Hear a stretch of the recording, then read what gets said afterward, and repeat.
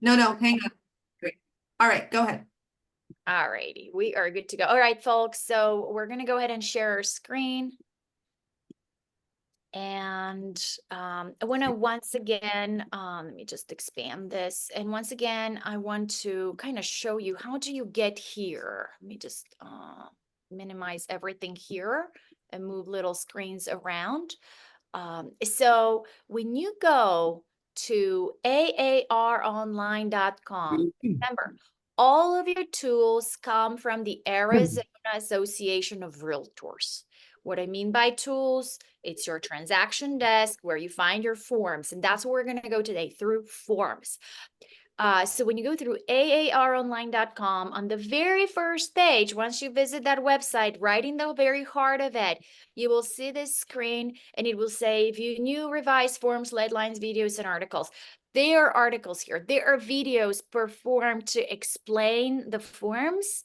When you click on here, you arrive at a screen like this. They will be in the forms will be in categories. So broker forms, listing forms, buyer broker forms, purchase contract forms, and leasing forms. Super easy.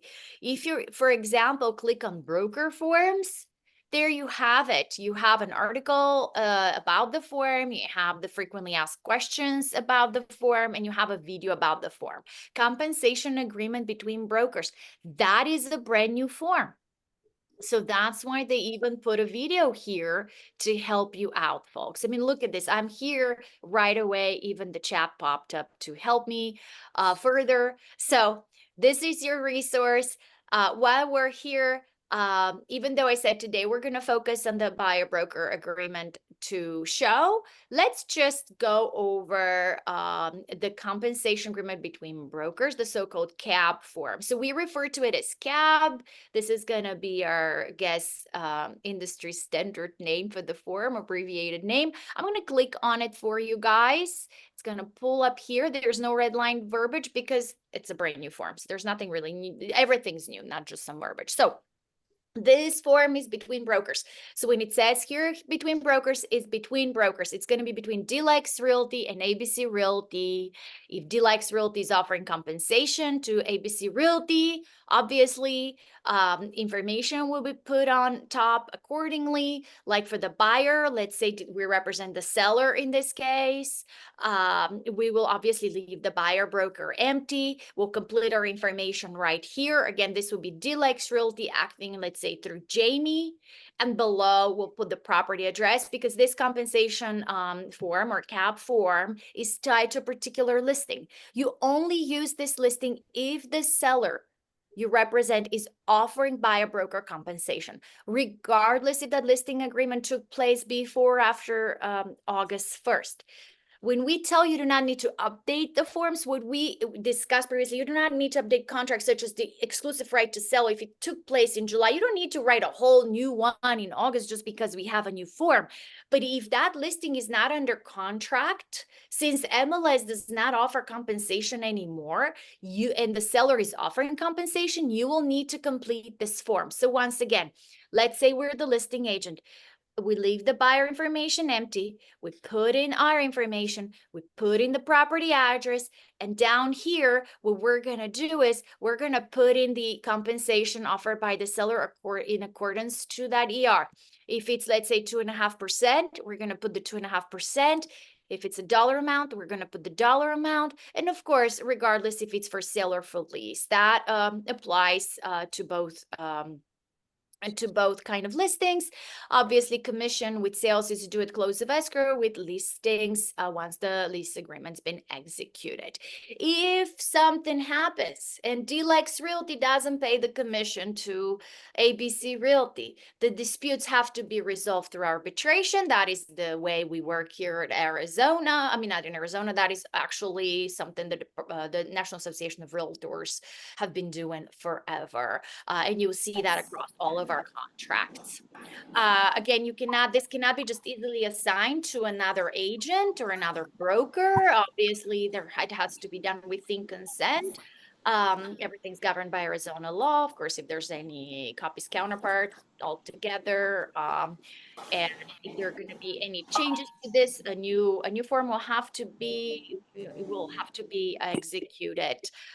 When it says here at the end, buyer broker or seller broker, it's your information. I see a lot of you send me the form to sign. I'm signing it. It's not a problem, but this is for your name and for your signature. I know it's confusing when it says buyer broker or seller broker, but that's really your signature is sufficient here. Does not need to be Stacy's or my signature. Okay.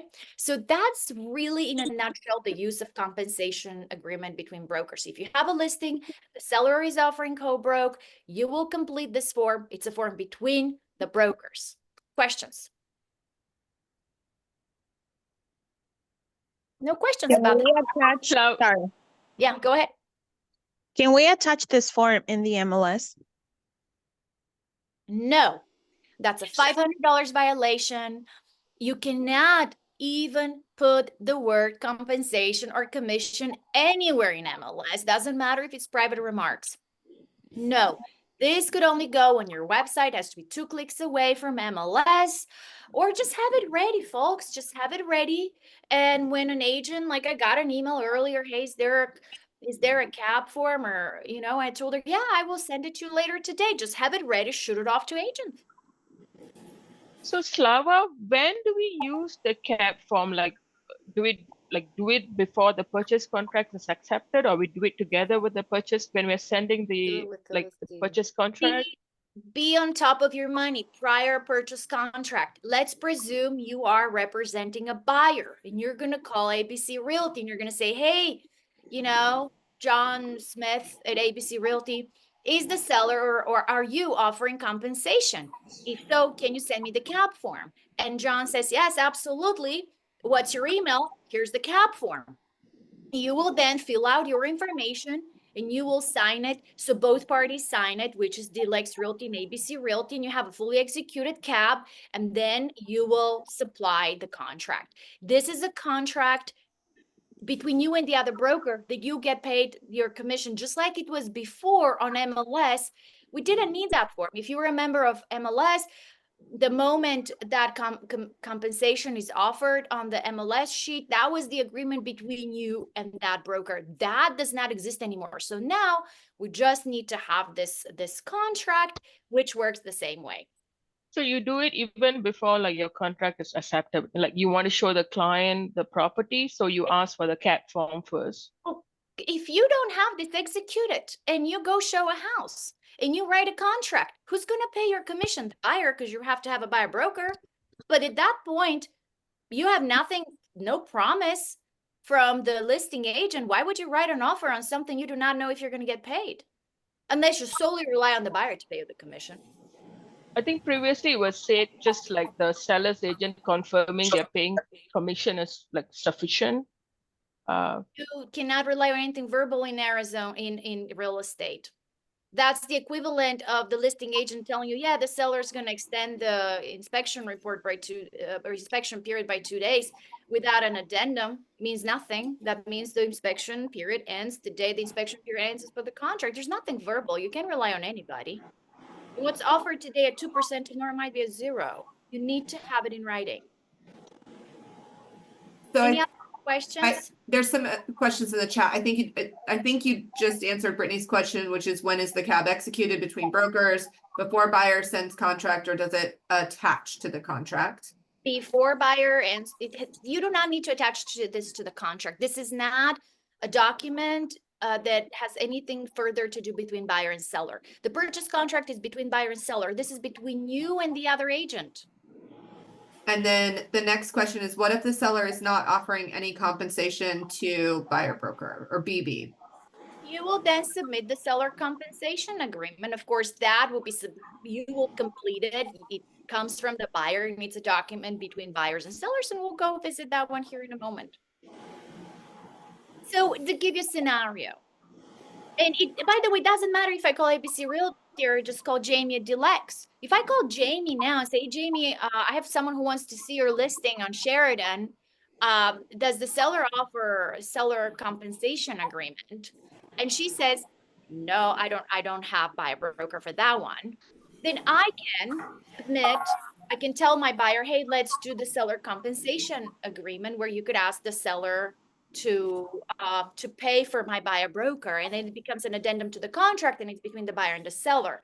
Not to confuse you, we're going to go there shortly. But if Jamie tells me, yeah, I have it, Slava, I'll send you the cap here in a little bit. Once Jamie sends me the cap, I'll completely fill it out and sign it, send it off back to her, so we have a binding agreement that Jamie will pay me for bringing the buyer to purchase her listing on Sheridan. A few more questions. Would an email from listing agent suffice to get compensation?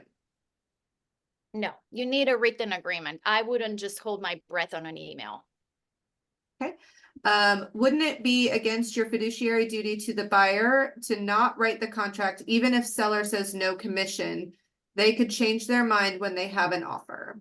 Yes, of course. We have code of ethics to abide. That's why the buyer has the opportunity to make it conditional to the contract, to put in that seller compensation addendum we're going to go through here, where the buyer says, hey, seller, pay my buyer broker compensation of, let's say, 3%.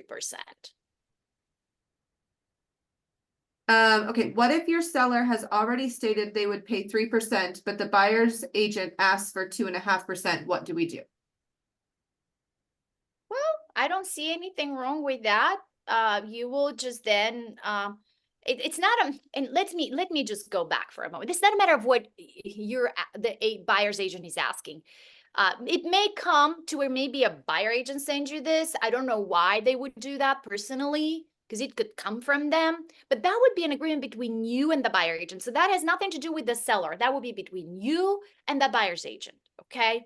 If the seller's offering 3, you put 3 on this form to be ready for when that buyer calls you. If that buyer's waiving portion of their commission, I don't know the scenario at the time. Maybe they want to contribute it to the buyer. They're more than welcome to do that. Or maybe they would just say, okay, I'll waive it.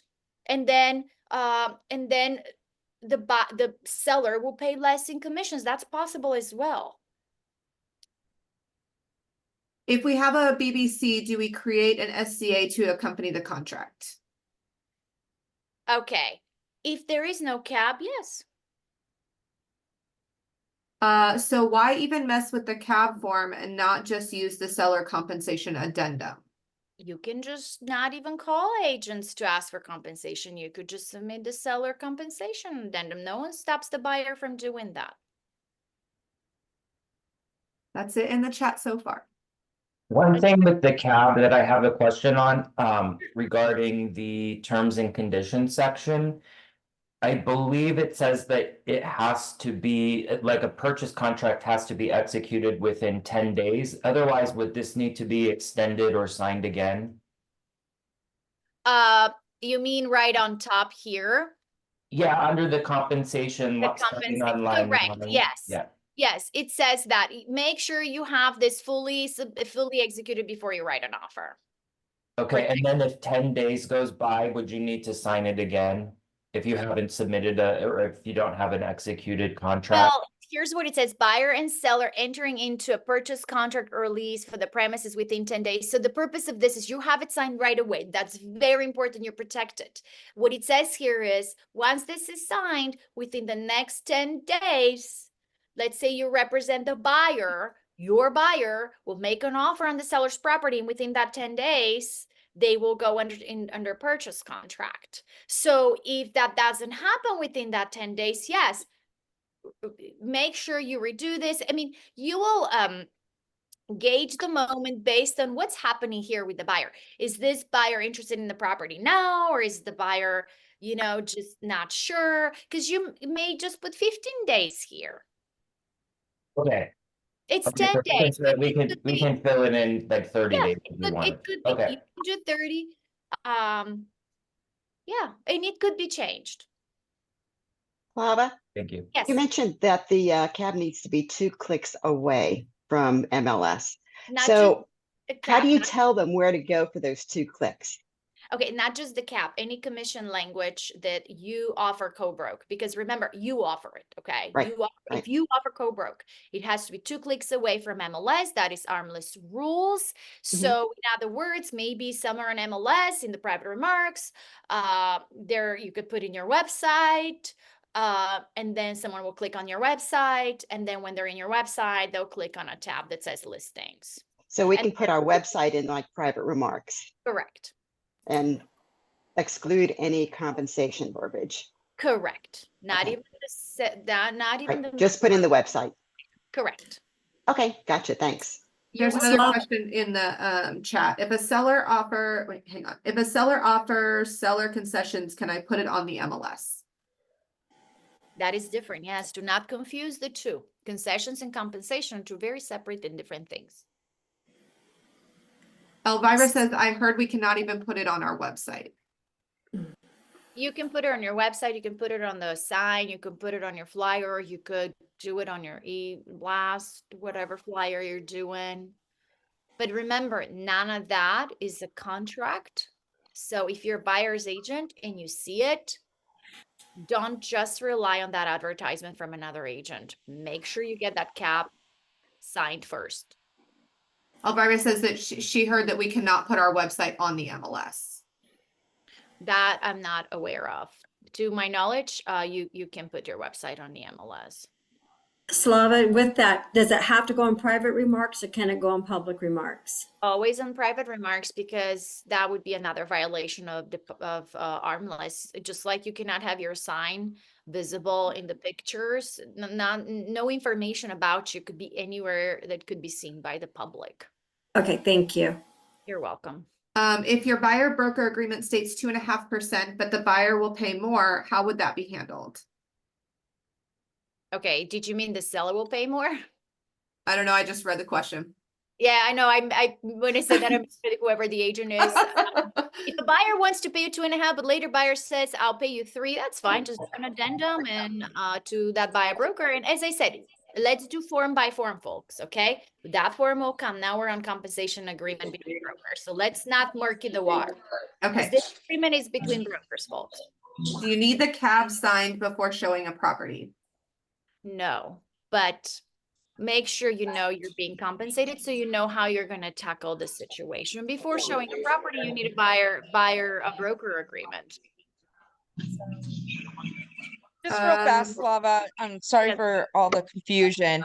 No. I have a new listing coming up. I went into Back Agent. On Back Agent, it states that the cab needs to be uploaded. What happens if we don't use a cab and we use a SCA? Exemption. Just select the options and then exemption and say doesn't apply to Okay. this transaction. And for now, upload only the cap once it's fully executed by all parties. Stacy, Jamie, and myself are working on changing it to where we do it the same way we do it with the SPUDs in the HOA addendum, to where you have the listing form and the fully executed form. But for the sake of less work for you guys, for now, just upload it once it's executed between both brokers.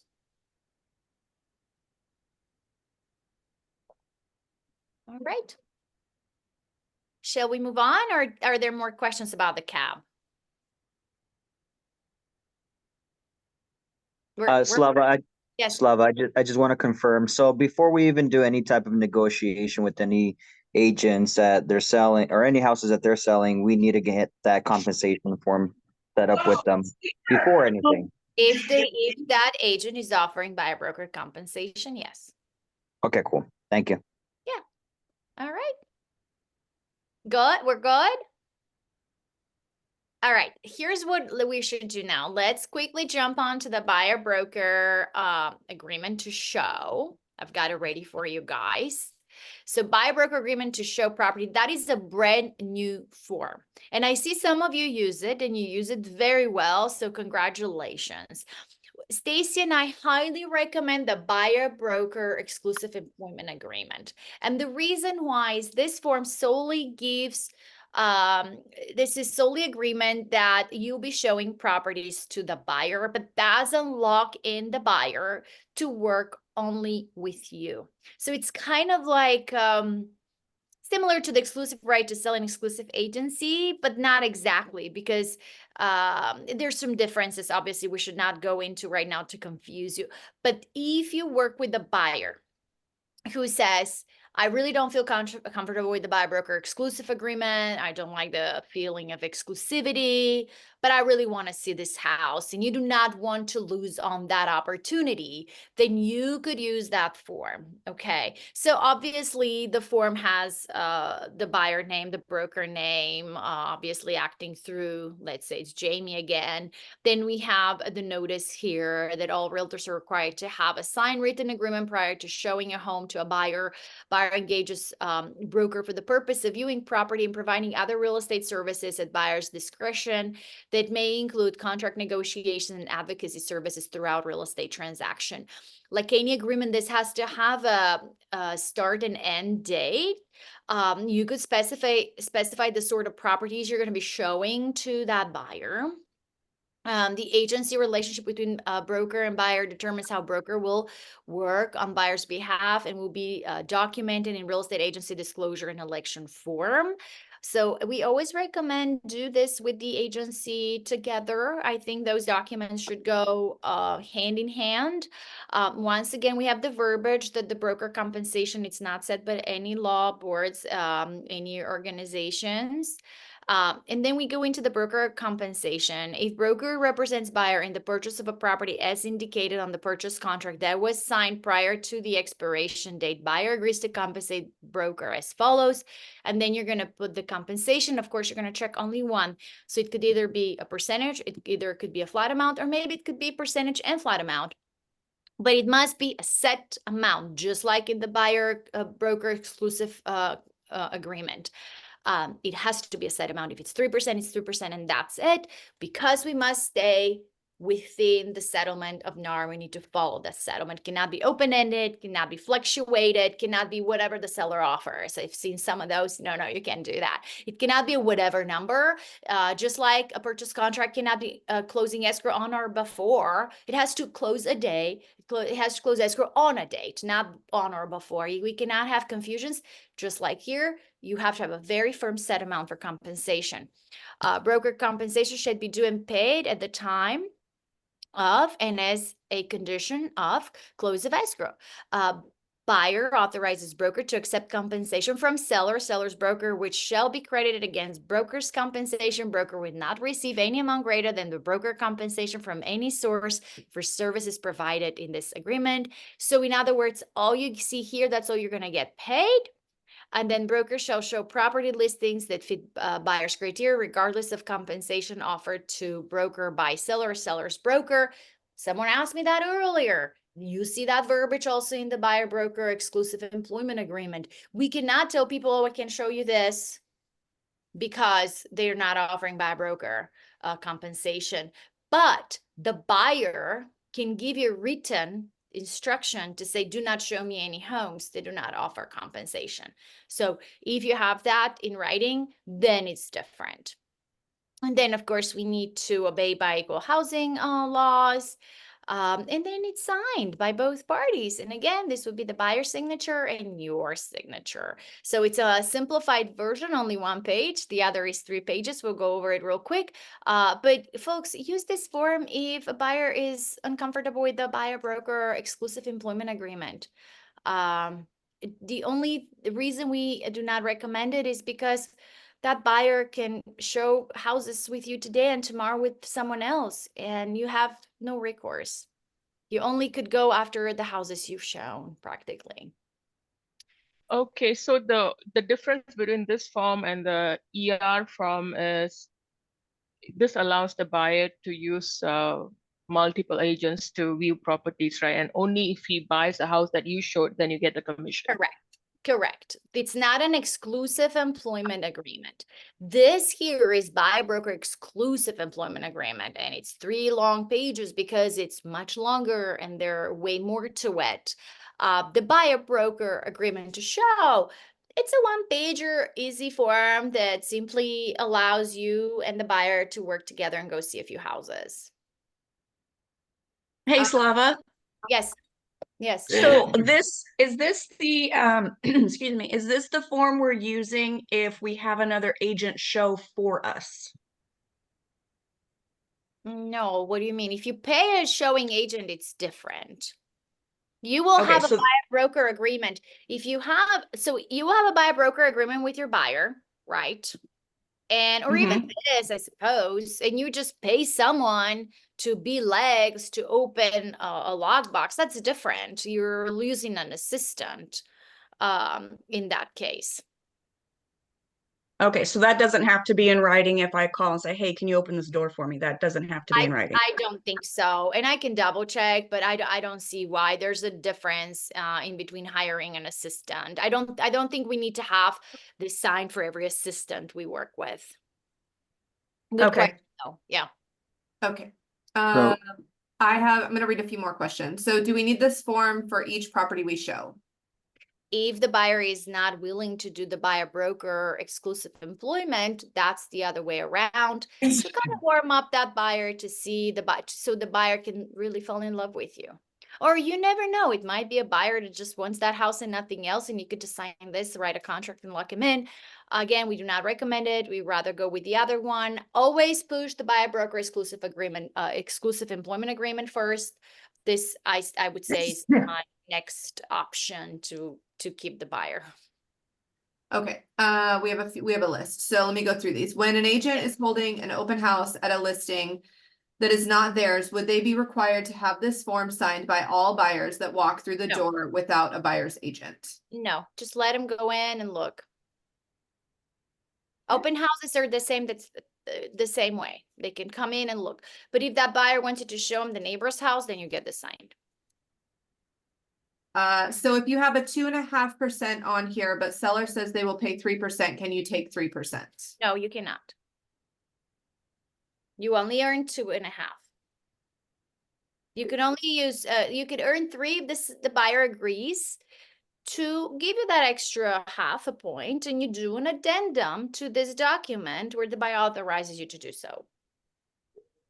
Okay. Sorry, I lost my place. So the That's buyer agent can get compensated from the seller via CAB and the buyer via buyer broker agreement to show. Correct. If you have the 3-page buyer broker agreement, do you also need to have the buyer broker agreement to show? No, you need to have this really. Try to have the, oh no, sorry, where did it go? Oops. I missed it somewhere. Try to have this signed. The buyer broker agreement to show is just plan B. Let's put it that way. That's your plan B in case the buyer is really reluctant to do the exclusive employment agreement. So Slava, to kind of keep it simple, the buyer broker agreement to show is basically you're dating the client, but when it's the exclusive, you're going out with them. That's your girlfriend basically, and you have the Yeah, right to dating. show them all the property. Yeah. Dating and exclusive. Yeah, if you want, if that's how it hits you, yes, exactly. This is just, you're gonna go flirt a little, go on a date, the other you're Yep, exclusive. and they We're can not still go gonna ahead and look at date other other ones. agents. Yep. All right, perfect. Okay, buyer broker agreement to show property. Do we need to complete this form even after buyer signs the exclusive agreement form? No, they're Yeah. two separate agreements. This is just your plan B, folks. Focus on the first one. I'm just showing it to you today because we've had questions and I see agents use it and I'm happy you use it. Use it if the buyer does not want to sign the other. Jamie, sorry. Go No, ahead. you're fine. That's great. Can you ask for 3%, but then agree to reduce if seller does not offer or Yeah. offer less? Yes, use the addendum. There's an addendum to buyer broker agreement. Yes, you can reduce, you can increase. It's all a matter between you and the buyer agreeing on that change. That, I think, oh, wait. If I wanted to credit the buyer half of the commission the seller offers, which form should I use? Just use the one we've had for forever in our system, contribution. Create your own if you wish, as long as it says that, you know, buyer broker agrees to credit, you know, $500 from commission to buyer, closing costs, or if the commission is paid by the buyer, then just do an addendum reducing the commission. I think that's it in the chat right now. Yay. All right. Okay. Well, let me go to that fabulous other form. Stacy and I want you to use this. Buyer broker exclusive employment agreement. When you work with the buyer, we want this form. Reason why is the very title of it, buyer broker exclusive employment agreement. It's between you and that buyer. The buyer cannot work with anyone else, and you owe this buyer all the duties, right? So it's a great agreement. We've gone over extensively, and they're not huge changes. Let me see. I don't think that's a red line. Let me pull up the red line option for you just a second, because that's going to make it easier for you folks. There we go. So these are the changes. We obviously have buyer and broker on top, then it specifies what this is for. This buyer broker exclusive employment agreement is between buyer and broker in consideration of broker's agreement to assist buyer to locate, negotiate, and facilitate the purchase of a property. Buyer gives broker the exclusive and irrevocable right to represent buyer in the purchase of a property during the term. So this is key. This is an agreement that you folks with that buyer, buyer and broker work together to find that property. Now we have the language that, hey, buyer, if you sign multiple of those, you're liable for paying compensation to multiple brokers. We didn't have that before. We had to add it so buyers are aware of that. Of course, every agreement to be valid has to have a term of start and end date. And then once again, the rest is pretty familiar to you folks. We need to specify what kind of a property the buyer's looking for. Stacy, I love that girl. She says, check mark them all. And she's right. I would say if you work with residential buyer, make sure you click residential on land for sure, because a lot of times people may just look for a house to buy and then later be like, you know what, I'm just going to build my dream home. I do not like anything I see. So it doesn't hurt to do that. Of course, you have the job here, not just to locate the property, but you have the job to negotiate the buyer's direction. Remember, lawful instructions. To obtain acceptable terms and conditions for the purchase, exchange, or option of the property. And then you have to assist the buyer during the transaction within the scope of the broker's expertise and licensing. Love that verbiage. It's been there forever. Remember, do not act outside of the scope of your expertise. We always recommend the agency relationship with that form. Just do the same with the one we visited just moments ago. It's good to have that agency ready to go. It also helps clarifying to the buyer what agency is and how it works. This paragraph slightly changed, but again, the buyer agrees to work exclusively with broker and to be accompanied by broker on buyer's first visit to any property. Doesn't matter if this is the listing next door, doesn't matter if this is a new construction home or a new build division. The buyer needs to contact you and say, hey, Jamie, show me those houses. And Jamie be like, okay, I'll be there. Now, if Jamie cannot be there, Jamie can say, absolutely, we'll be there. I'll make sure my assistant comes. And if that's the way you go, make sure it's a licensed assistant with DLX Realty. Once again, oh, I love this. Again, remember, we have that buyer advisory. It's beautiful that we do. I would say once buyers sign with you, share that with them. Again, we have the language as per the settlement. Nothing is set by law, board, organization, etc. They changed the retainer fee language slightly. I love the change. Buyer agrees to pay broker a non-refundable retainer fee. Don't you just love that? Within 5 days or so many days of execution of this agreement. This is negotiable, which is earned when paid for initial consultation, research, and other services. I love the addition of other services. Now, that retainer fee could be or cannot be credited against the broker compensation outlined below. So in other words, it could be just a one-time non-refundable retainer fee that you earn on the spot, practically has to come through the DLX, of course, or it could be credited towards the compensation the buyer's going to pay you later. And now we go in here. If buyer or any entity owned or controlled by buyer closes escrow on a transaction for the purchase, exchange, or option of a property, buyer agrees to compensate broker as follows. And now you're going to check one of three. Again, I know I repeat myself a lot, forgive me, but you can do 34, 35, 36. You cannot do all three. So it's going to be either 3%, it's going to be either $5,000 as an example, folks, or you could do 3% plus $5,000. It has to be a set amount. It cannot be anything fluctuating. Then we dive deeper. The broker compensation shall be in US currency, that we know. And then compensation from seller or seller broker. A seller or seller's broker may offer compensation to broker. Buyer authorizes broker to accept compensation from seller or seller's broker, which shall be credited against the broker compensation. That is key here. So what you earn from the seller or the seller's broker is credited against what you have agreed with the buyer. Okay, if seller or seller's broker, if sellers or seller's broker offer of compensation is greater than the broker's compensation, in other words, if what the, let's say, ABC Realty offers you is more money than what you've signed with the buyer, broker shall be paid the broker compensation and the balance shall be credited to the buyer. So if this says 3% and ABC Realty is paying 4%, that extra percent will go back to the buyer if the buyer's lender allows it. And then if seller's broker offer of compensation is less than the broker compensation, buyer may request seller to pay the broker compensation as part of an offer to purchase the property. Any broker compensation not paid by seller or seller's broker shall be paid by buyer. So what that means, folks, is if line 34 says 3%, and the seller's agent sends you a CAP form for 2%, you could ask the seller to pay that additional 1%. For that, you could use the seller compensation addendum. And then, of course, we have, unless modified by VA regulations, VA finance transaction shall be conditioned upon the broker's compensation being paid by the seller's broker.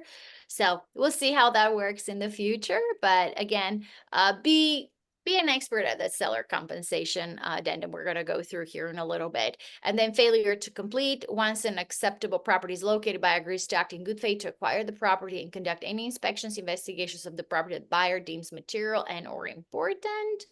And if the completion of the purchase is prevented by buyer's breach, guess what? The buyer still owes you the funds. So in other words, if the buyer just changes mind and say, I've done it all, but yeah, I don't want this house anymore. I'm just done. I'm going to go elsewhere. And they're in a breach of contract, they owe you the commission they have specified right here. All right. And then compensation after expiration date. Please put something here, you folks. All right.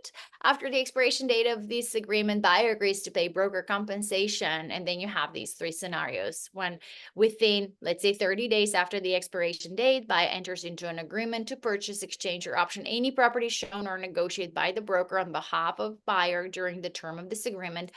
2, buyer closes escrow on a property pursuant to a purchase contract that was executed during the term of this agreement. Or the third option, buyer closes escrow on a property for which escrow was open during the term of this agreement.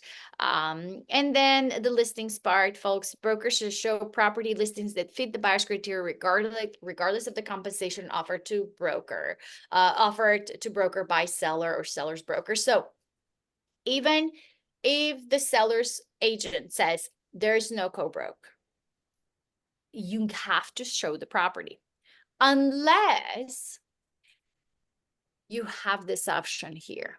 If buyer decides they do not wish to view property listings unless the seller sells broker has offered adequate compensation to broker, the buyer must make that instruction to broker in writing. So the buyer can send you something in writing and say, listen, Jamie, we have this agreement.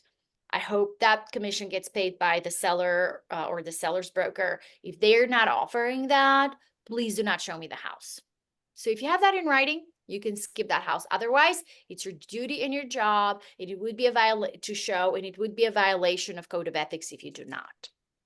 something you're very familiar with, nothing new. And of course, we have to obey the equal housing opportunity laws, right? And we are going to keep the broker harmless here. So by recognizing, acknowledges, and agrees that broker is not qualified nor licensed to offer advice on financial, legal, tax material, tax matters regarding the real estate transaction or related services. So in other words, what this paragraph, folks, here says is, what buyers do is they ask us for, hey, I need to do inspections. Can you give me a home inspector? Oh my God, I've heard that I have to check the plumbing. Do you know of a good plumbing company? I just don't know how to do this. Am I gonna, is there a tax practitioner, or I need a lawyer because I do not understand how to hold title? Whatever expert you recommend, what this paragraph says is keep the broker harmless, because you may like somebody, but the buyer may very much dislike that somebody after they hire that professional. So we have that language. I love this language in here. One change, Slava, yeah.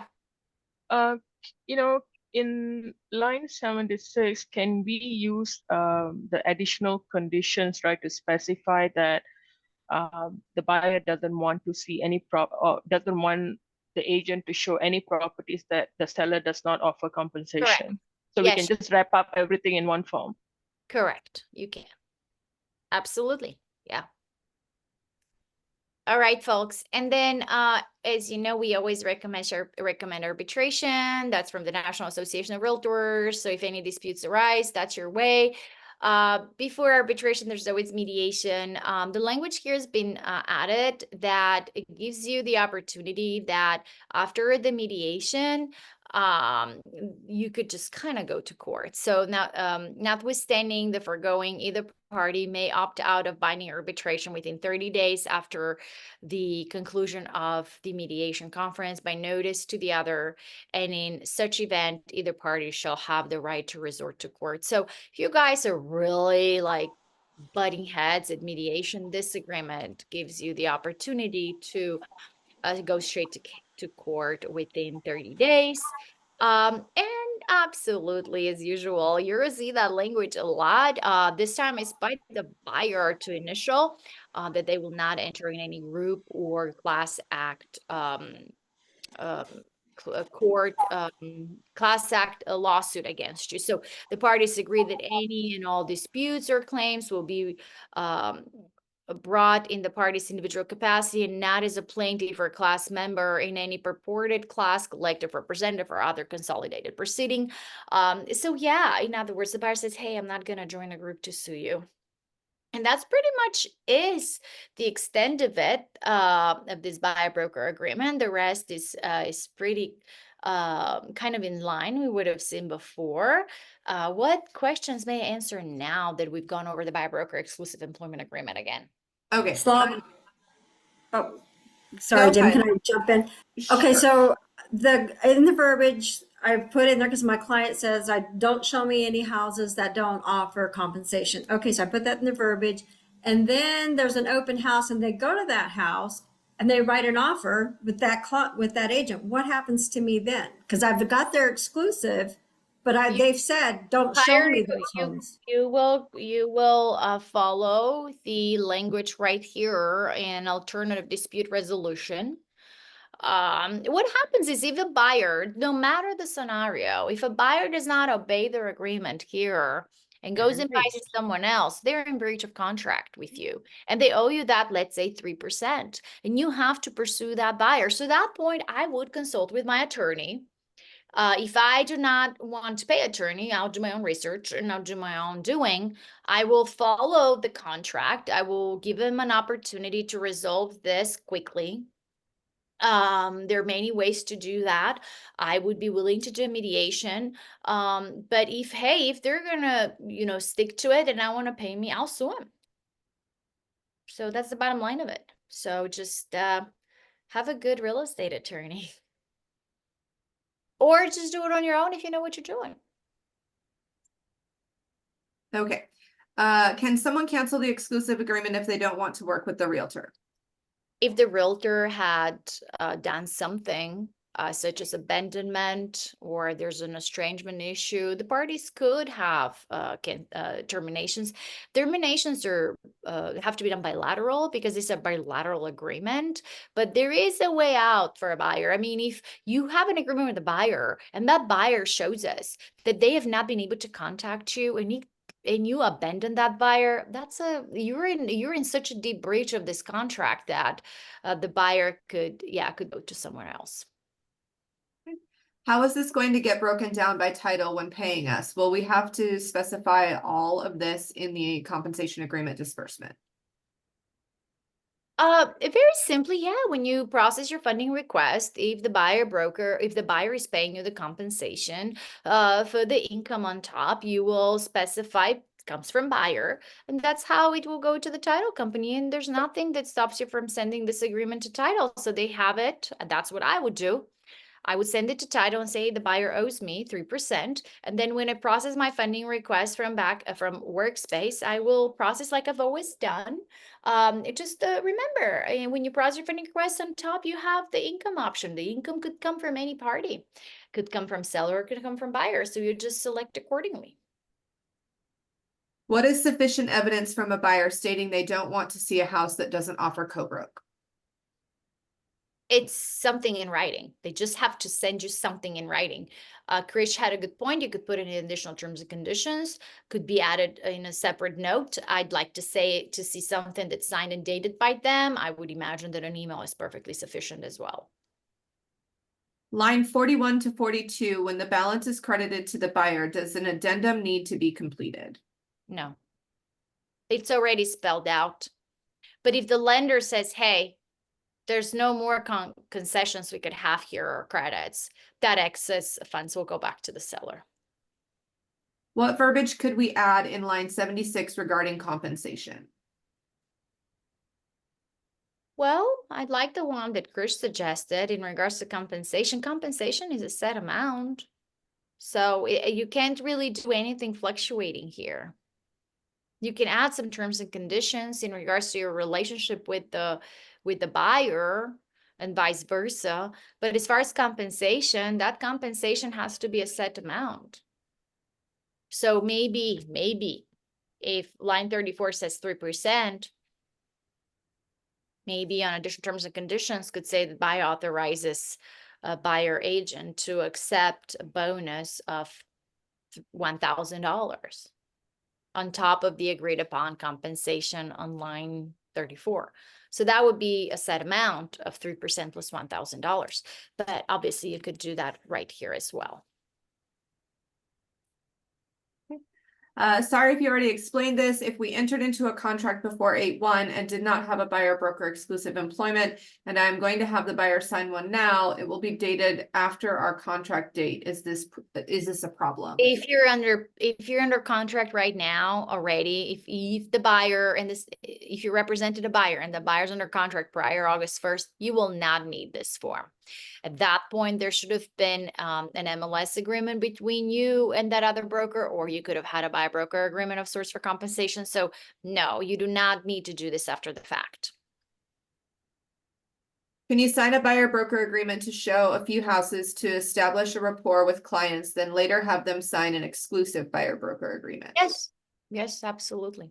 Just like you could just go off this, like Stacy recommends. I just love her recommendation where she says, hey, if someone doesn't feel comfortable, just do it for a couple of days or a week so they can kind of get a feel of who you are and what you do. And this is your time to shine. If all other negotiation efforts fail to obtain agreement from seller to pay or credit for the compensation owed to buyer's agent, the buyer could always offer to increase their offer price by the compensation amount in order to get the seller to agree to a seller credit, right? Until banks allow the broker compensation to be amortized into the loan. This would work best if seller refuses to pay or credit. Yeah. So if let's say the purchase price $1 million, and the seller's completely adamant that there will be absolutely no dime spare to any compensation to buy a broker, the buyer could offer $1,030,000 and supply seller compensation addendum with that offer. That's completely doable. Of course, you're in the hands of appraisals, and it cannot be VA. So, well, actually, it could be VA. Sorry, it could be. Do we have a specific form for compensation negotiations with listing agents? What is the question again? Do we have a specific form for compensation negotiations with listing agents? It's the cap form. If they are offering you commission, they'll send you the cap form. You could try to negotiate with listing agents. I mean, that's a simple phone call. So you call the listing agent, and the listing agent will tell you what the compensation is. And you could ask, oh, well, I really want 3%. And the listing agent will tell you if that's doable or not. And if it's not, then you just instruct the buyer to do the seller compensation addendum. Do we really need to do an addendum to the cab if seller is offer 2.5%, but our cab says 3% by buyer, or can we simply adjust it accordingly on our CDA? You mean an addendum to the buyer broker? Yes, you do, because what you see on the buyer, I mean, the amount has to be set. That would be a violation of a NAR settlement. So yes, you will need to have that addendum completed, or something in writing between you and the buyer. They could be deemed as an amendment to that agreement to change that compensation agreed upon previously. If you have a buyer, I'm sorry.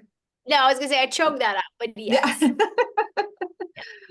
If you have a buyer broker dated before 8/1 and are still working with the clients, do I need to update this form?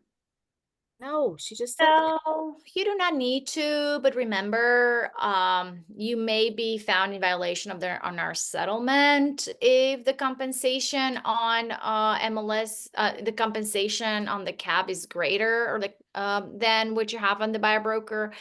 Now, with that said, not to murky things too much, nationally, the changes are not to come to place until the 17th.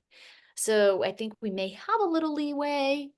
But yeah, that's my answer. It's a little confusing, I suppose. Don't change it. Keep the same agreement. The new agreement doesn't replace the old agreement. What's the cap for compensation? Oh, what is a cap? A cap. I mean, whatever you guys agree. What form needs to be added to a current listing? If you have a listing and the seller is offering compensation, you will need the cap form. What forms need, on line 76, can you use this space for the buyer instructions to broker in writing to not see homes that don't offer adequate compensation? Yes, you may. Also, do you recommend that we do a retainer fee? If so, what's the amount we can ask for? It's negotiable. But yes, you can. Well, sometimes people hire us for services that are not necessarily purchase of a home. So yes. And then I have the same question about line 76. You already answered it a few times. So that's it in the chat right now. All right. Any other Slava, questions? Yes.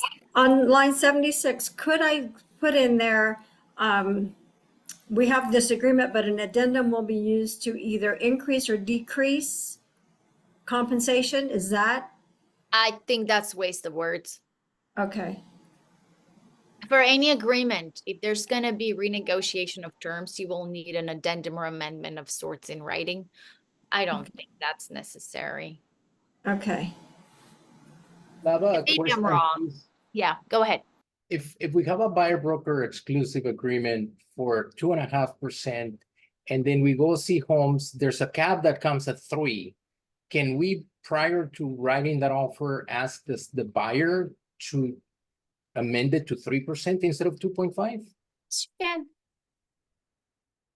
Thank Absolutely. Nothing stops you. Yeah.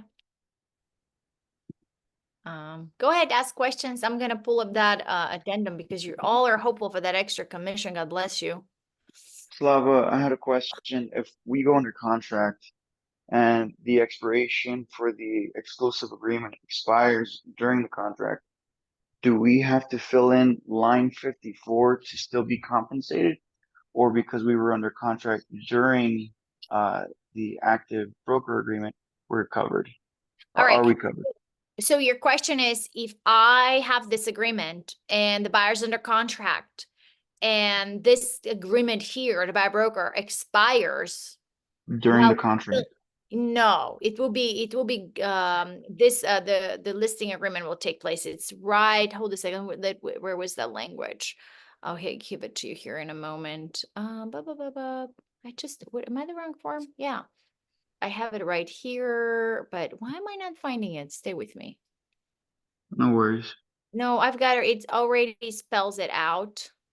And it's those 3 scenarios, but where are my scenarios? I feel like with that scenario, with the date that you go under contract would trump the date of expiration. Unless say you fall out of contract, then you No, would have to do that form again, right?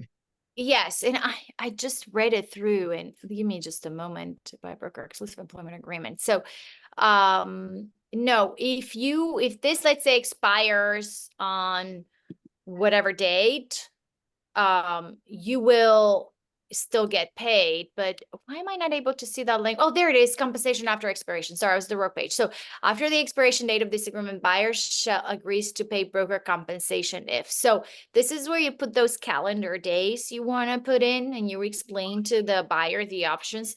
So number 1 is within, let's say, 30 calendar days after the expiration date, buyer enters into an agreement to purchase, exchange, or option any property shown or negotiated by buyer on behalf of buyer during the term of this agreement. 2, buyer closes escrow on a property pursuant to a purchase contract that was executed during the term of this agreement. So this is your language.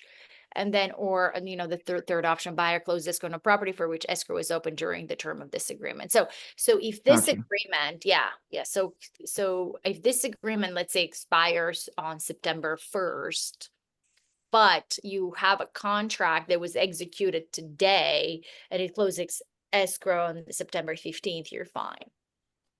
Okay. You don't need to have that line 54 filled in at that point, is what you're saying. I will Sure. fill in 53 for sure. I would put in within so many calendar days. Okay. Okay. So then that does need to be filled in, is what you're Protect saying. yourselves. For 1, for 2 and 3, no, but I will put in something just in case. Okay. Thank you. So when you see that line 53, that's only for option 1. So you have 3 scenarios here, but I will definitely put on something there just because that will happen. That will happen where you show a house and then this expires and the next day, oh, I'm just going to make an offer on that house. Protect yourself. Gotcha. Thank you so much. You're A few welcome. more. Probably the same thing. Been working with clients since March, have agency agreement signed, but nothing under contract yet. Keep that and be good, or update eventually to buyer broker exclusive. You must have the buyer broker exclusive right now. So you need to sit down with that buyer and say, I cannot work with you anymore. We need to have this executed. Okay, and then if you represent the seller, wouldn't it not be advisable to send a CAB form because the requested commission may be less than the offered commission? Could you just say to the buyer agent, seller is willing to offer compensation, but doesn't disclose the amount? Please send SCA with offer. Yes, you can. Just don't put it in the MLS, but yes, you can. Yeah. That's it. Yeah.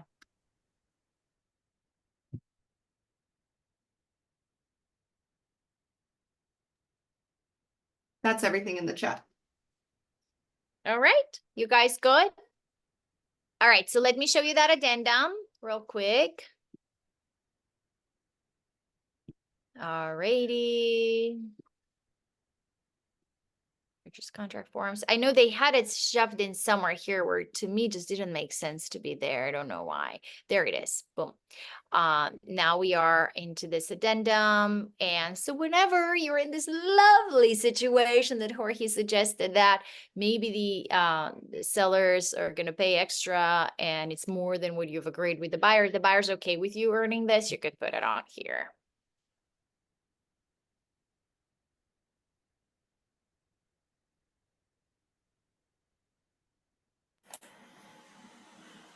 Okay, Slav, I want to make sure I understand this. So the seller is offering 3%. I have a 2.5% with my buyer. So Yes. that 0.5%, it can go back to the buyer or it can come to me. That 0.5% could go to you if the buyer agrees to give it to you, and you can do an addendum to that change of the buyer Okay. exclusive agreement. But if it can also go to the buyer, correct? It can go to the buyer. Absolutely. That's what it specifies in the buyer broker agreement. It goes to the buyer unless the buyer wants to give it to you and you guys agree to that. Okay, so I'm just trying to understand why would they agree to give it to me at that, if it can go towards their closing cost and whatnot. I mean, I can justify it to It's them the by NAR my settlement. services. It's the NAR settlement. Okay. Okay, thank you. Somebody asked to repeat the last question, but I don't know which last question they want to repeat, so I'm not sure. But they said what? I mean, Lisa was saying that why It wasn't Lisa's question. It was something else, but it was before that, and I'm not sure which question they want to repeat. So I don't know. feel free to unmute if it was Fredo, I think. Yes, hi. My question was, I was under the impression that if we were asked by a buyer broker or buyer agent what the commission was, if there was a buyer broker commission, I thought that we had to disclose exactly what that amount was. What's the question again? What Okay. to disclose? Go ahead. I did not understand your question. I'm sorry. If you represent the seller, wouldn't it be advisable to send a requested by the list? If you represent the seller, wouldn't it not be advisable to send a CAB form? Buyer broker requested commission may be less than the offered commission. Could you just say to buyer's agent, seller is willing to offer compensation, but doesn't disclose the amount? Please send CSA with offer. The bottom line is this. If you have an exclusive right to sell and the seller says, I'm going to pay 3% to buy a broker, you have no way. That 3% would never go to you anyhow. But if the seller says, I will, like the scenario was earlier when we were verbally discussing it. If a seller says, listen, just sell by brokers, I'm willing to pay compensation, but they should ask for it. Yes. But if the listing agreement is outlined and it says, I'm going to pay you 3% and I'm going to pay 3% to buy a broker, you have to have the cap ready to go because the seller is willing to pay it. So you cannot do something that the seller is not telling you to do. That's a lawful instruction of the seller. Correct. Correct. But if the seller tells you, hey, I don't want to specify what I want to pay to buy a broker, let's just put in additional terms and conditions that I'm willing to pay compensation up to a certain amount, but let them bring me their addendum, then you can.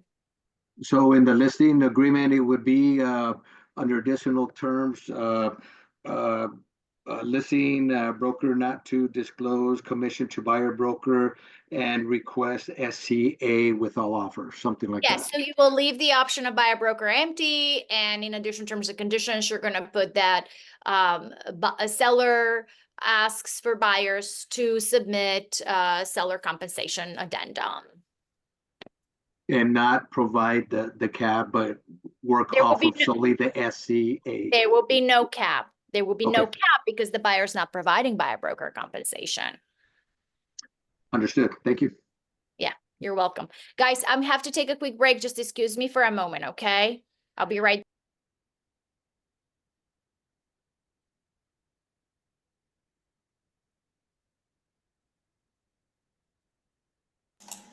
Hey, Jamie, I'm going to ask you real quick. Is your class in person this week or is it Zoom?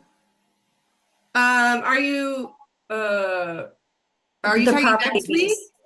The property base? That's next So- week. Okay. It's Wednesday workshop. It's always on Zoom. Okay, thank you. Yep. See you next Wednesday. Yes. Yeah, so we can talk about that really quick. But thank you for bringing that up, Lisa. So I know in the beginning we Slava talked about how the compensation, if you're going to add it to your website, it needs to be 2 clicks away. I do have a video on Workspace that talks about how to do that if you're a property-based user. I do have some other options for property-based users where you don't have to do the button.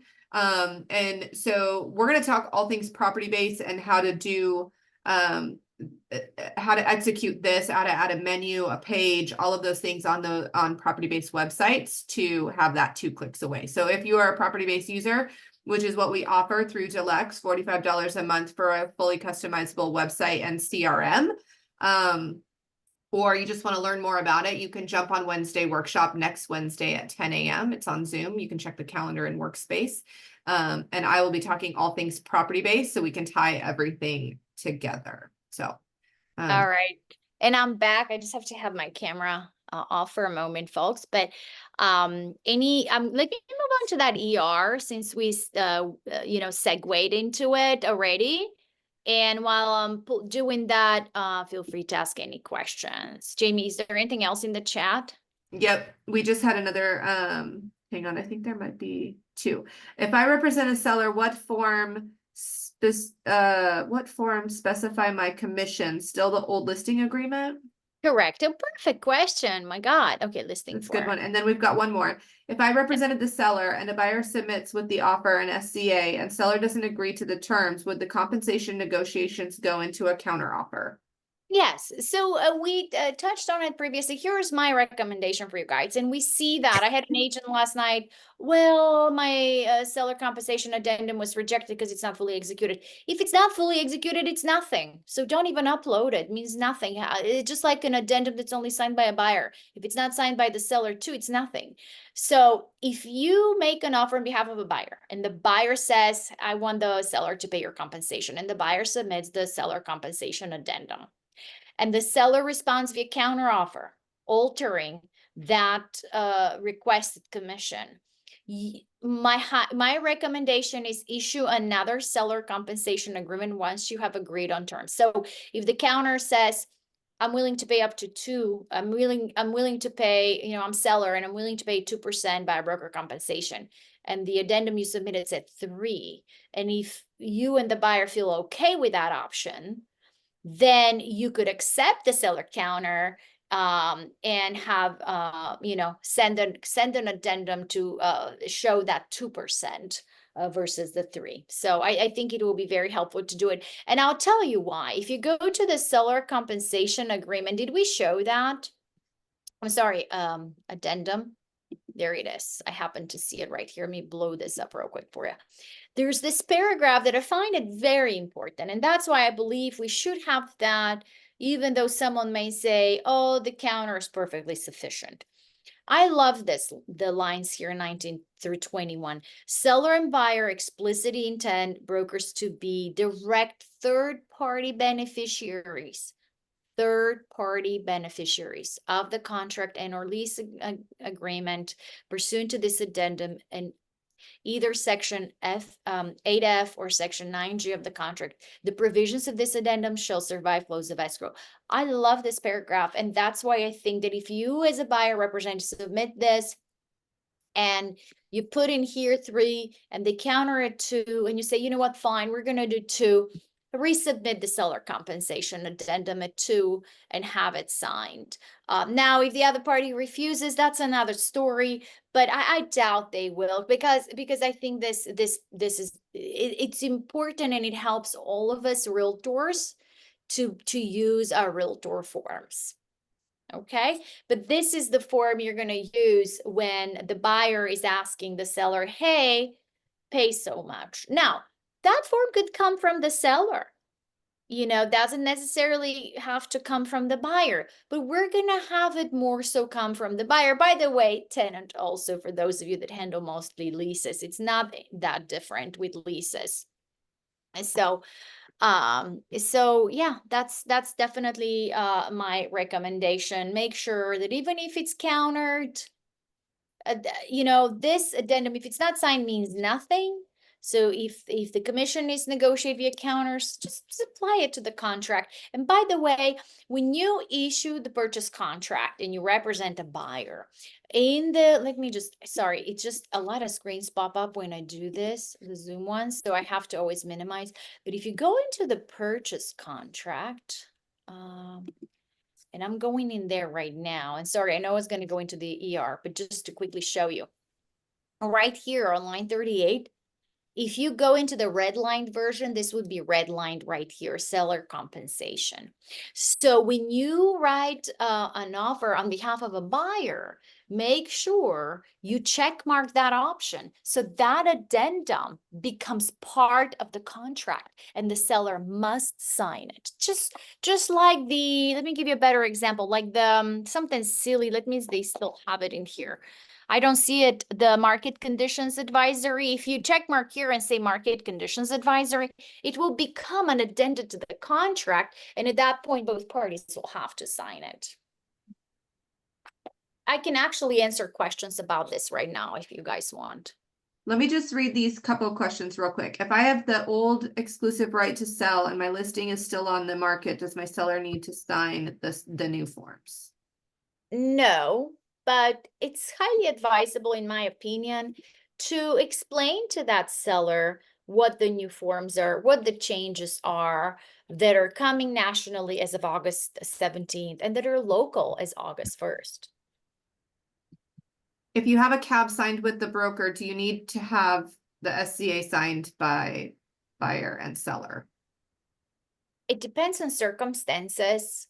If the CAB is perfectly sufficient, then you do not need the seller compensation addendum. But if the CAB is, let's say, only 2% and you represent the buyer and the buyer broker is for 3%, that buyer could submit the seller compensation addendum asking for that additional 1%. Let me see where it was. There it is. Okay, so when you go, oh no, that's the wrong form. Forgive me. Let me see, seller, there it is. So there it is. So if let's say the listing agent sends you a CAB and that's 2%, but you have a buyer broker agreement with the buyer for 3%, you could ask for that additional percent over here. Okay, and then you could check mark here if applicable. Pursuant to a separate written agreement, seller broker has agreed to compensate buyer broker in the amount of, so if that cap was 2%, you're going to put that 2% here, which is an independent of and in addition to the compensation in this addendum. What? Lori, you want a clarification? Oh, no, I'm sorry. I thought I was muted. I was talking to someone else. I do. Slava, can you repeat Yes. that? I'm sorry. Yes. So if you have a buyer broker agreement with a buyer, and that buyer broker agreement with the buyer stipulates that a buyer is going to pay you 3%, and you are showing houses to that buyer, and you call a listing agent of a home that the buyer really, really likes. And that listing agent says, hey, I have a cap, the seller's only offering 2%. You could instruct the buyer when submitting offer to submit the offer with the seller compensation addendum. And you could put in here that additional 1% that's the difference between the buyer broker agreement and the cap. So the seller will agree to pay an additional 1% to match your buyer broker agreement.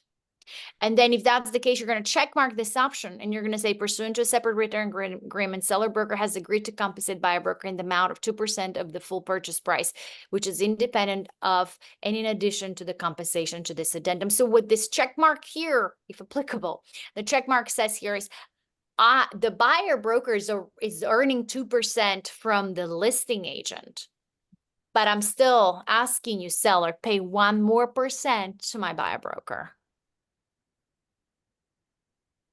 Okay, got it. That Thanks. easier? Yes. Okay. Yeah. And you will have those scenarios. You have those scenarios where a seller may say, I'm just going to pay 1%, or I'm just going to pay $5,000. And you may have a cap for 5,000, but you have a buyer broker for 3. percent, and you could utilize, you could coach your buyer to utilize the seller compensation addendum to ask for that difference. In those circumstances, you will have to check mark this option here and fill out on 14 through 16. Okay, and then Slava, so I've got the listing, I've got a buyer's agent that submits the SCA, and I'm offering 2% to the buyer broker. Okay. The buyer's offer says the SCA is attached. The SCA is asking for an additional 1%. My sellers say, no, I'm not paying anything. They don't have to agree. It's just an addendum. It's like, it's a part of the offer. It's just an offer. And in the counter, you're the seller's going to issue. The seller will say that seller will not pay any additional compensation to buyer broker. And then I write an SCA back as from No, the you seller don't. saying You no do not. compensation. No, you do not. You My do not. sellers do not sign the SCA then. Correct. Correct. Okay. It will be just Alright. in the counter offer. Correct. Okay. Gotcha. Yeah. Thanks. If you have a listing before August 1st, can the seller decide not to pay or lower the amount they want to pay the buyer's agent? Yeah, the seller could just stick to what the ER is. A lot of us have agreements from prior August 1st. And as long as the sellers have been informed and you and the sellers, because remember, a listing agreement is bilateral contract. As long as you both stick to the terms or are happy with the terms, there's nothing that need to be changed. All you need to do as a listing agent is have that cap form ready for the buyer broker.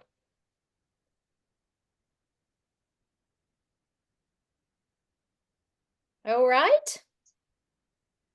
Shall I go to that exclusive right to sell, or you want to stick around the seller compensation addendum for a couple more minutes? I have another question, Slava. Yes. So under the seller compensation addendum, if there's no agreement, will this kill the deal? yeah. And can we cancel, or can they Depends withdraw on the offer, or? Depends on the buyer and seller. It's like anything else, it's negotiable. Okay. If a buyer, So, screw it, I don't want to work with this seller because they're not going to pay that extra percent, the buyer will move on to the next one. But we're not decision makers here, folks. It's the buyer and the seller that are decision maker here. so do I advise the client that, hey, we're going to ask for this additional 1%? It could kill the deal? I don't know. Yeah, I mean, you have to educate them of all scenarios, but you will just have to be, you have to advise them and say, hey, they're offering 2. I recommend this approach with the seller compensation addendum, which, by the way, you will be using this approach a lot because you're not going to be getting cabs on every single listing. Right. So could it break the deal? Yeah. Could the seller be completely adamant they're not going to pay a penny in compensation? Absolutely. That's high probability. But it's not a matter of breaking the deal. The question is, does the buyer want to make a deal? I think this is a much bigger issue when we deal with VA buyers than anything else.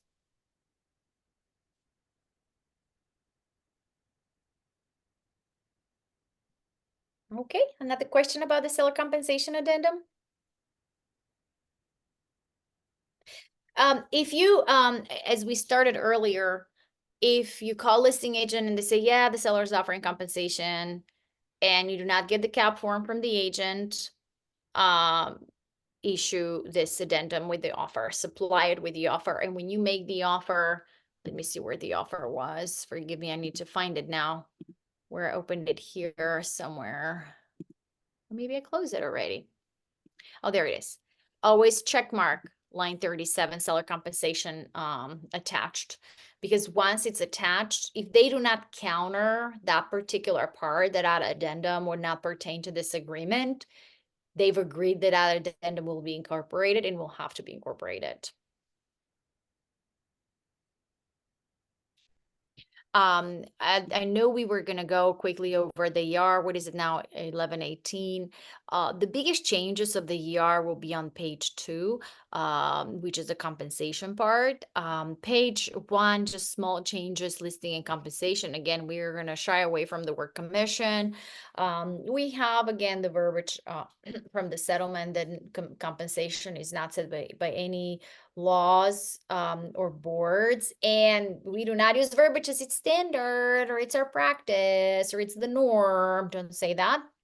You have to make it sound that it's super, super duper, fully negotiable. And right here, we're going to dive into that conversation with our sellers. We will discuss the option of a retainer that could be a non-refundable, and the retainer could be credited against the listing broker compensation, just like it is with the buyer broker agreement. Again, a retainer is not a requirement. It's only if it applies. That's why line 40 says check if applicable. Would you charge a seller retainer maybe to do some photography or extra marketing? Yeah, I mean, I see agents do that all the time. Again, that is part of your negotiation with the seller, and if the seller and you will agree on a retainer. And then you dive into sale and rental compensation. Again, with sale, the compensation is due at close of escrow. With rental, once the lease agreement is executed. And with sale, you have two options. You have the percentage or the flat dollar amount. The big change here is that we used to have a total commission paid to Deal X Realty. And what Deal X Realty pays to buy a broker, that was disclosed below. We don't have that anymore. Now we have two separate fees. We have a set fee to Deal X Realty, let's say 3%. Then the seller and you have an option to agree on an additional compensation if an unrepresented buyer comes and wants you to write the offer. So you could make an additional few dollars for facilitating the draft of that offer from unrepresented buyer. And then comes the completely separate, and in addition to line 46, buyer broker compensation. So if the seller's offering buyer broker compensation, that will go on here on line 51. And let's say you're making 3 and the seller's saying, I'm going to pay 3% to buyer broker. That will go on here, 3%. And then you will prepare the cap form as a listing agent ready to go to prospective buyers, buyer representatives. And then this verbiage here is actually really cool. I'm going to go over it real quick with you guys. Owner's authorization includes consent for the listing broker to enter into agreement with a prospective buyer broker to compensate the broker if they represent the buyer of the premises. In such circumstances, ownership provide listing broker the funds necessary to pay the agreed upon buyer broker compensation not to exceed the offer amount, and the offer amount is whatever goes on here, percentage or a flat fee. Owner shall also pay listing broker the offer amount as additional compensation if any agent of listing broker represents the buyer of the premises. So in other words, if you tap into dual agency and you represent the buyer, you will earn the sale compensation right here for the listing part, and you will also earn the buyer broker. That applies if Jamie represents the seller and I bring in the buyer as well. We're talking dual agency. And then further, we get a clarification about it. Owner acknowledges that buyer broker represents the interest of the buyers and not the interest of owners in a transaction unless the agents of listing broker represent both owner and buyer under limited representation, so-called dual agency, as described in section 6. Owner also acknowledges buyer broker may credit part of their compensation to the buyer. So the seller knows that seller's paying something to buyer broker, and that is given to the buyer broker, right? The buyer broker could choose to credit something from their commission to the buyer if they choose to.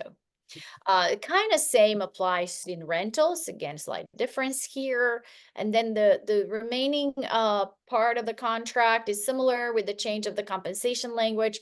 And then we will have the disclosure that the seller will agree not to enter in any class act lawsuits against us, and then we complete the form. And as any other form, when you see broker on these forms, it's your signature. You do not need to send it to Stacy or myself to sign. But the big changes on page 2, and now you guys can ask me any questions about the changes on page 2 right here. I have a question, Slava. So Yes. just to get clarification, on line 46, if we're getting a compensation from the seller, let's say 6%. So will we put 6% there and then 3% under the buyer broker, or do we put 3 and 3? Okay, so if you put 6 here and 3 here, the seller's gonna owe 6 to you and then additional 3 to the buyer broker. So the seller will have to pay 9% at the end. Okay, so it's 3 and 3. But this is where it's different. So this will be just to you. Okay, And then this would be an additional 3%. for the buyer broker. Perfect. Correct. Got Yeah. it. Okay. Thanks. Yeah. And then, of course, if they want to pay you a few dollars for drafting, a few dollars for drafting an offer on behalf of an unrepresented buyer, you can do that in there as well. Thank Under you. unrepresented buyer. Okay.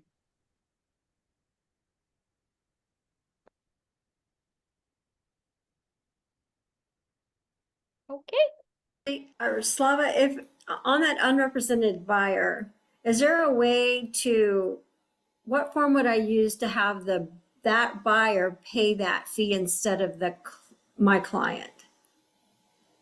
Just don't put anything there. Don't overcomplicate it. Okay. If an represented buyer wants to pay you something, I don't know what form you'd use for that, but you have to make up something.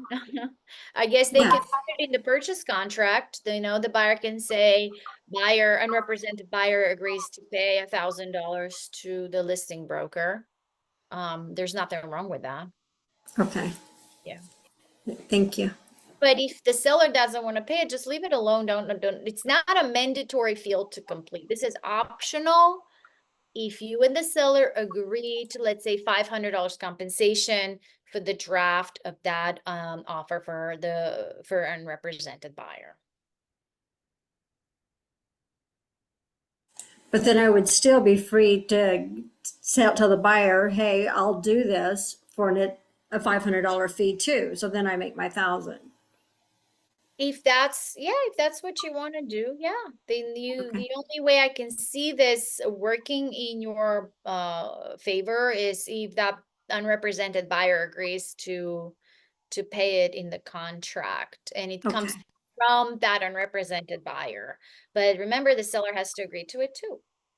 Oh, okay. Thank you.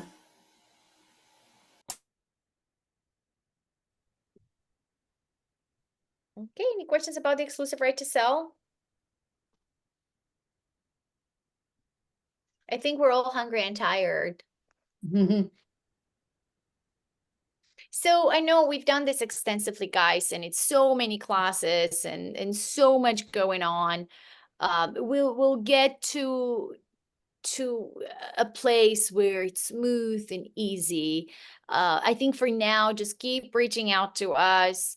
For those of you that are working on your files and you go in Workspace and it's a file that's closing escrow now and none of this pertain to it, just seek exemptions and explain. If it's a buyer file, the buyer broker will not be exemptable. So you will have to upload something to bypass that requirement. You could simply upload the agency or anything like that. Even a PDF that says that was not required when the transaction started. Slava, there was one more question. If we already have the sale listing on MLS, but the CAB changed from 2.5% to 2% to the buyer broker, do we need to sign a new listing agreement? Of course, you do not need a full-blown new listing agreement. A listing addendum will be sufficient. But if the seller says, hey, I really like this new agreement, you could substitute an old agreement with the new agreement. There's nothing wrong with that. But you also have the option of just implementing the listing addendum, just like any change. Remember, if you have an agreement that says good, let's say it's good till the end of the year and something changes, maybe the seller says, hey, put a temporary off the market, you have the listing addendum or the change form to utilize for that. If it is a compensation change, you have to use the listing addendum for that.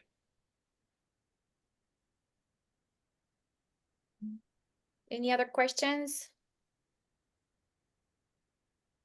I think that's it. Oh, wait. If we have an old buyer, it's moving. If we have an old buyer broker agreement, do we need to update with the new buyer broker agreement? No, the new forms do not remove the old forms. It will not, your old agreement's not voided. It's still a binding agreement. I think that's it. All right. Well, hope this was easier. I know there's so much and there's going to be more and more scenarios. One thing we see a lot, and I know I said it many times, but if that listing agent doesn't send you the CAP form, simply coach your buyer to submit the seller compensation agreement addendum. Forgive me, I think it was right. Oh no, not here. There it is, right here. Just simply have the seller, the buyer, hey, let's request it to be paid for by the seller. Don't sit and hold your breath on that CAP to be sent to you. And just remember, the CAP form is between brokers. That's why the name is compensation agreement between brokers. So it will be signed by you and the other agent. And the seller compensation addendum, it's an addendum part of the purchase contract. So this is part of the purchase contract, and the only two parties to purchase contract are seller and buyer. Obviously, if it's a lease, would be landlord and tenant. So that does not have to be signed by you. Did I see a question pop up? Nope. Just lots of thank you. Oh, I love you guys. Thank you so much. What we're Salah, working on. Yes. hi. I have a question. If I get a coordinator to my transaction, I have a sales transaction. Do you think the coordinator, it will help resolve, avoid any mistakes by filling all the paperwork and learn from the first transaction as far as the new forms now? I mean, if the coordinator's on top of their game, they should know the forms. The way our system works, it's so easy that once the transaction is started in Workspace, it tells you what's required. So I would say yes, but always remember the transaction coordinator is not the broker. So do not reach out to transaction coordinators for broker questions. Yes. Come to Stacy, come to me. Do not ask your TC on broker questions. Yeah, just to avoid any mistake as far as numbers and percentage on the new forms, that will be Okay. great. MJ, numbers and percentage, that is something you will negotiate with your client. The transaction coordinator does not negotiate. Transaction coordinator only is your clerk. So they will sit and type up what you tell them to type up. Of course. Yes. Correct. Yes. Thank you. You're welcome. And by the way, MJ, just to highlight, you should know these forms. So because you're the one that's going to be on a phone call or in person or over Zoom, however you're going to explain the forms to your client, but you're going to go paragraph per paragraph and explain what this means to the client, not the TC. Yes. Yeah. All right. There's another question. Now I have a seller wanting me to list her home apart from the exclusive form. Do I need to send any other forms to her? Sorry, it's a lot, just lots of new changes. What do you mean apart, whoever, and Jamie, it's not for you, it's for the agent. What do you mean apart from the exclusive form? You mean you have a seller that wants an exclusive agency?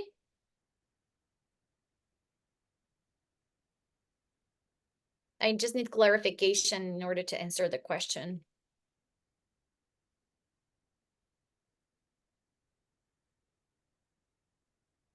Hang on, it's in the chat. Hang on. Okay.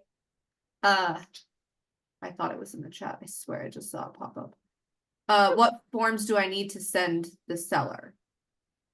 So again, I do not have any clarification from you. Who is the agent, Jamie? It's Lola.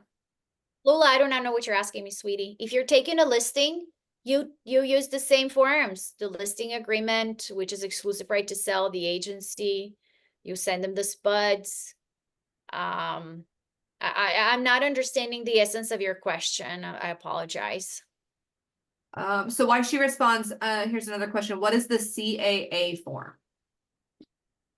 CAA? I do not know what CAA is. What form do you mean, Lola? No, that's Brisa. That's different. Brisa, I'm not sure what CAA compensation among agents. I don't know. I'm making it up now. I don't know. It's a test, Slava. It's a test. Oh, I'm just please.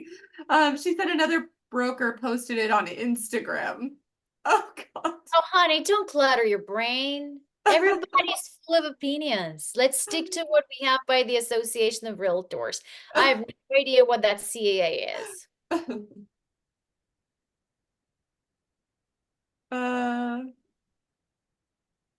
That's all I got.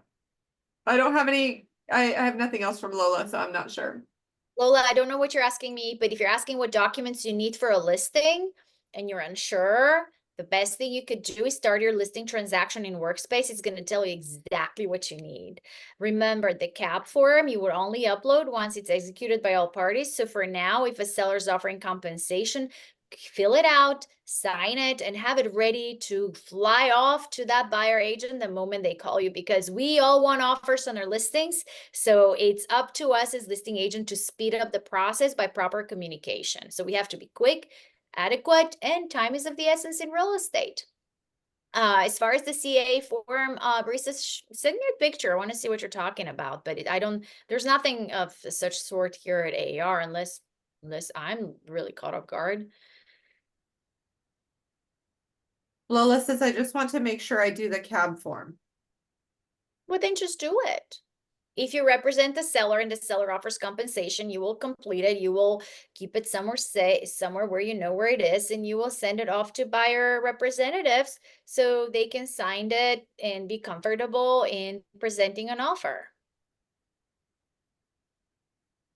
And in our system for now, just sign it once it's executed. We're going to work on adding just a listing version for you guys if you want to do that. It's one of those, it's just extra paperwork. I guess the listing part, we can just make it optional or recommended. At the end, the fully executed version will have to be uploaded. So when you see it required, don't freak out. It's really only required in the end. And that's it. All right. Well, call us anytime, folks. More classes and courses are coming. Jamie, you're coming next with Workshop Wednesdays. That's next week, right? It is. We talked about it while you had to step away. Yeah, So I know. we are Heard all it in the good. background. We're Yep. all good. Okay. And then Yep. folks, I'll see you in the orientation. That might be a good time for some of you to pop in, even if you've been with us for a long time, because again, we're going to talk about some of the requirements and usage of our system.